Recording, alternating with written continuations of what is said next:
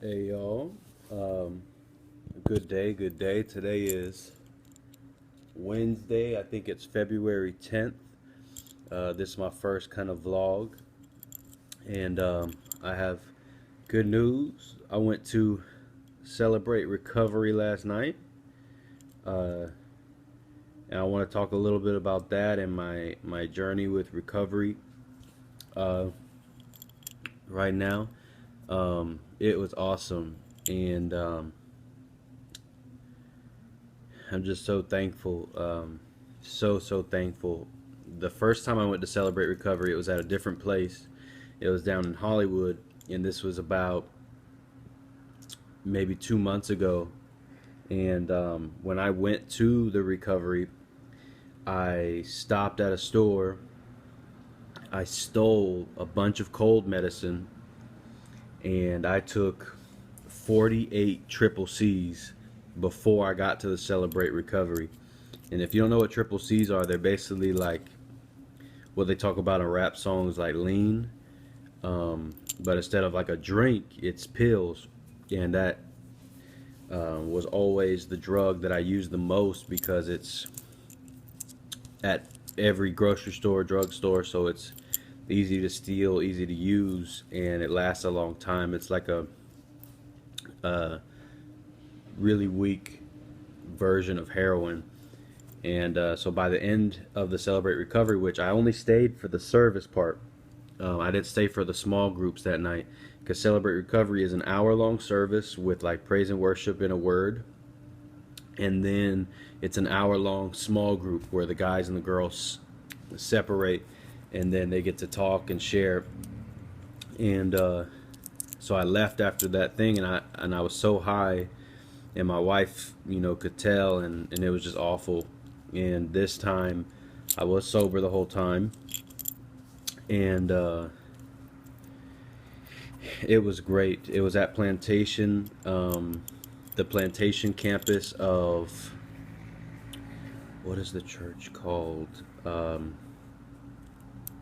Man, it's a well-known church. It's man, I can't remember. It's not Vineyard. It's not Christ the Rock. Man, I'm forgetting the name of the church, but it's their Plantation campus, and it's a mega church.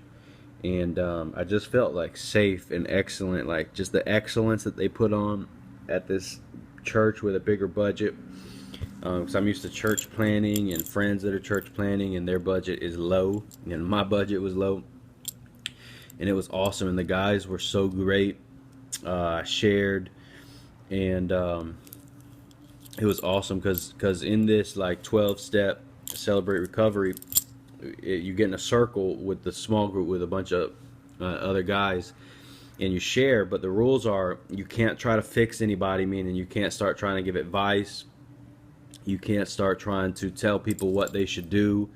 You can't criticize other people.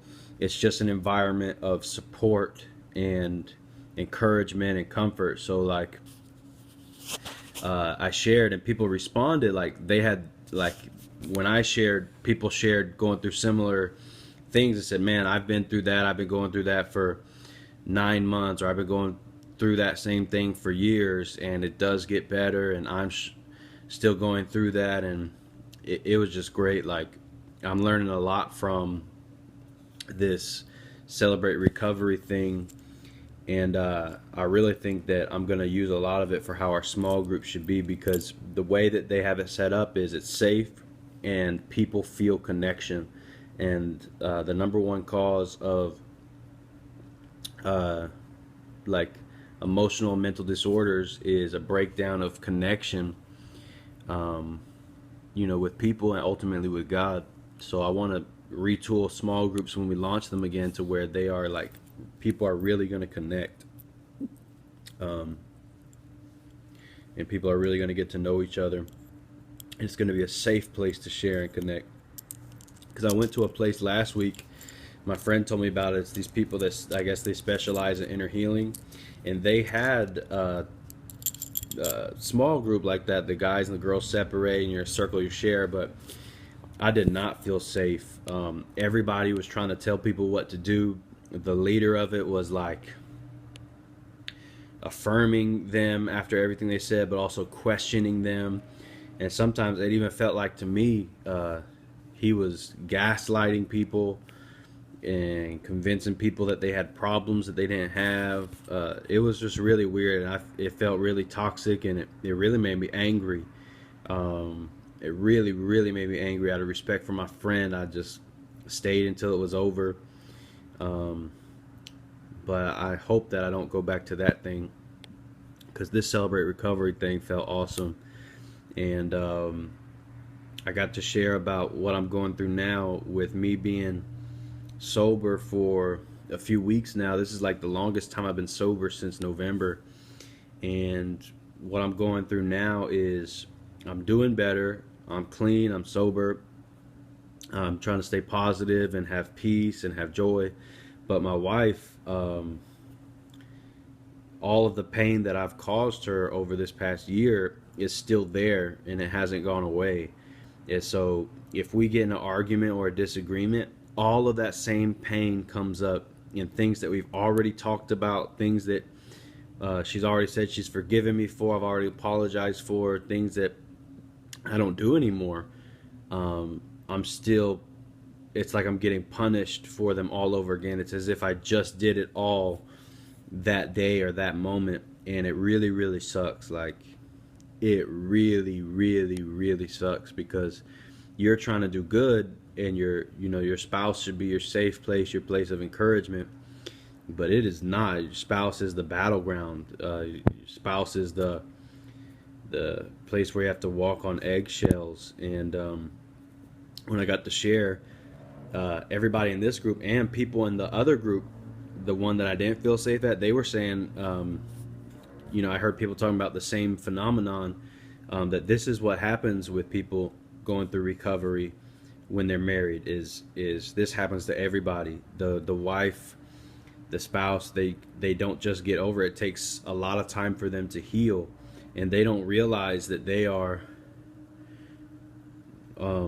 really putting in jeopardy the whole recovery process, and they can't help it. Like, just because I'm doing good and I'm trying to move forward, that doesn't mean that the pain is gone for her, and that doesn't mean that she should act like the pain is gone. And so it sucks all over, but I'm learning to be patient. I'm thankful that I learned that everybody goes through this. It's not just me. It's not like there's something with me or something wrong with my wife. It's just something that happens. And today I got a victory where my wife got upset with me today. Like, she was just angry when I woke up. She was just angry, talking to me angry, and left. And she's been talking about that she is going to move out and take the kids because she feels like it's toxic. Because when she gets upset, she brings up all of this stuff, and then I get defensive, and it blows up.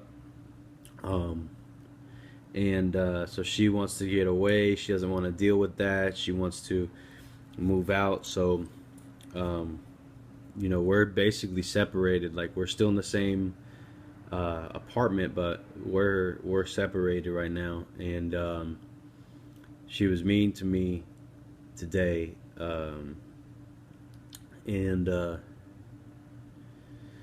normally that would be a trigger for me to use. Like, I went to the grocery store, I had a food cart, I was gonna get some food, and my wife is gone with the kids, with her grandparents. Her grandparents been staying with us, and so I'm alone. So normally I would go and use right now because of this, because she's wanting to move out. She's not being nice. She's not being supportive. And so normally I would go use. And the past couple times I've gone to the grocery store, I've looked in the medicine aisle where the cold medicine is to see if they had some. And to my relief, every time they haven't had any, because last month somebody that I know took all of it. And so Today I went in the grocery store and I was thinking, okay, I'm like got my cart and I'm gonna go past it and say, okay, I'm gonna look to see if it's there, and then something in me, like, the inner dialogue, or even dealing with temptation, said, no, I'm not gonna look at it. I don't want to look. I don't want to know. And then that voice said, no, just look, because if it's not there, you're gonna feel relief. You're gonna feel like it's easier to overcome it. And something inside of me said, no, I don't want to look, because it doesn't matter if it's there, because I don't want it. I don't want it. And that change in my heart is because of Jesus. Yeah, it's because of Jesus that His love is able to change not just your actions, but change your desires. Because I did not look or not take stuff because I don't want to lose my marriage, or I don't want to lose my kids, or I don't want to lose my ministry, because in a sense I've already lost all that stuff. And I know that things, are not all the way gone with my marriage, so I'm not giving up hope on that. I'm not giving up faith. But I'm resigned to have peace no matter what happens, because marriage is not easy, especially when you get married super young and you change a lot as you grow. Marriage is not easy, and I'm convinced that whatever happens with my marriage, that Pal is gonna be amazing, and I'm gonna be amazing, and that the later part of our life is gonna be greater than the earlier part. But I did not want to use today, because Jesus is enough for me today. He's enough. I'm content with just Him, and He's all that I really have right now. And it's way more than I deserve, and it's way more than enough. And I'm blown away by His love, by His faithfulness, blown away by His mercy and His compassion, and how close He's stuck to me. I hear His voice every day.